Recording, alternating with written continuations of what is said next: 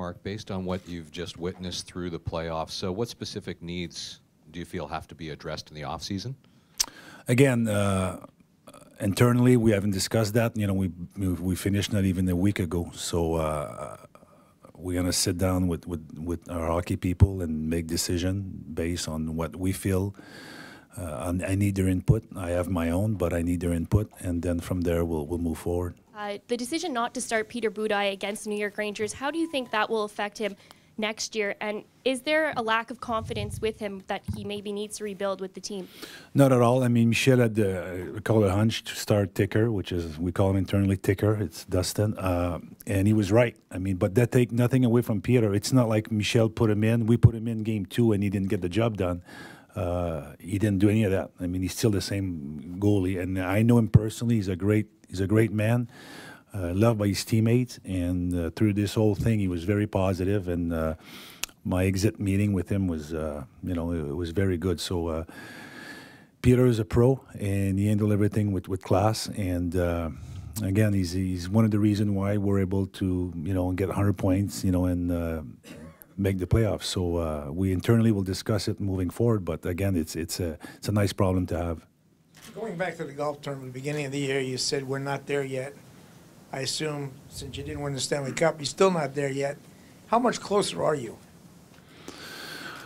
Well, like I explained earlier, I feel we're not a mature team. We're a good young team. Our core is still, you know, they're not young, but they're young veteran, I call them.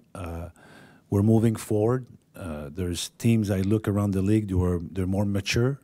And for them, you could almost say every year it's a guaranteed playoff team.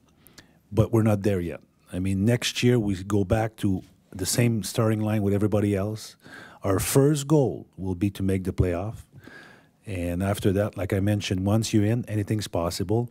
And look what happened today. But, you know, October 1st, you know, there'll be a whole bunch of teams. They'll be fighting to make the playoffs. That's the way we are sitting here today.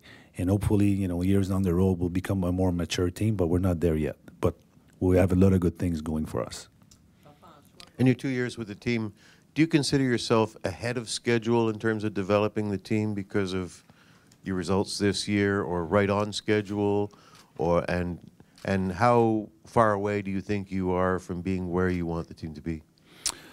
Well, as far as scheduling, I don't put a time frame because you know, drafting players, developing them, all players do it different way. There's no, okay, you draft him at 17, by the time he's 22, he's a full-day NHL player. Some guys it's 25, some guys it's 20, so there's no time frame. Obviously, we had success, but next year we're going back to the starting line again. So it doesn't mean because we went to the conference final that we're going to start ahead of everybody else. It's a tough league.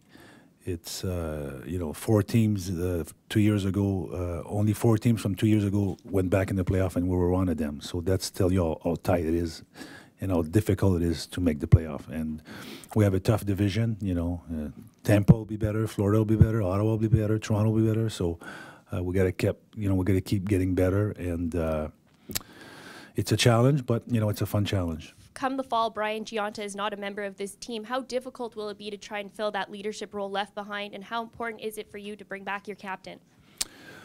Well, Gio is a big part of this team. You know, I believe in leadership internally. You know, what happens in the dressing room, the way the guys respect Gio. He's a great leader, he's a great captain. So, again, we'll go back to contract, but I'm aware of all these situations, and you know, we'll see what we could do with Gio, but he's an important part of this team. And there's also, you know, I like to mention we have a lot of leaders that are quiet leaders that you know, everyday people might not notice, but a guy like Plekanec, you know, he might not be a player that talks a lot, but he's by his play, the way he competes, what he does on the ice, quietly. You know, he's a very good leader. You know. Josh George is a really good leader. That's part of the group. I think Carey's taking that role. PK's taking that role. Patch taking that role. So I think that we have a lot of young leader in our team that's going to help moving forward. You've often said about PK that he's a young defenseman. He has a lot to learn. Do you think in the playoffs this year he showed that he has reached a certain level of maturity and a certain level of development that makes him no longer a young defenseman? By age, he's still a young defenseman, but he you know, since I've been here, he took huge step forward. So everything with PK has matured his game. You know, the way he handled himself, we're really pleased with him. And again, he's a big part of this team moving forward.